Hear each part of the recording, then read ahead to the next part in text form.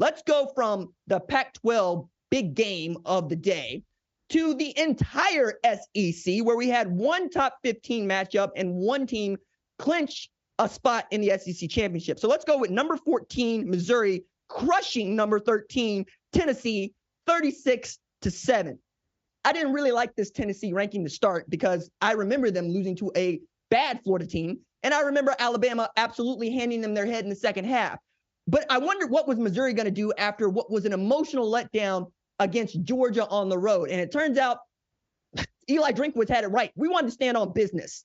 The defense showed up against Josh Heupel's high-powered offense and held them to 7. All right? Like, Brady Cook was out there absolutely making it happen. And this also just underscores, okay, maybe Georgia's a lot better than I've been giving them credit for, because this Missouri team was one they handled. Like, it scared them, but they handled in the fourth quarter last week. This week, Missouri left no question about who the second best team in that division is. And it's arguable that they are a better team than LSU the rest of the way. We'll see, right? LSU gets that win, so we know how to look at this. But I got to say, I expected Tennessee to score more than 7 against Missouri. And it's been a while since we talked about Missouri being a top 15 program into the second or even third week of November, but that's exactly where they are. So if you are Georgia, you're going, see, the SEC is tough. Matter of fact, shout out to Kirby Smart, who believes that Vanderbilt is one of the toughest teams in all of America, because he's saying, hey, you don't think we're any good, come down and get you some of this SEC. Yeah, dog, I'm going to schedule Vanderbilt. I'm going to schedule Mississippi State. I'm going to schedule this year's Arkansas. I'm going to schedule this year's A&M. It ain't that deep is what I'm saying, right? But it is deep enough that Georgia gets to tout this Missouri win as a big one. Now, they've got another game they're in the middle of playing right now as we tape against Ole Miss, and we'll talk about that on the ranking show on Sunday afternoon.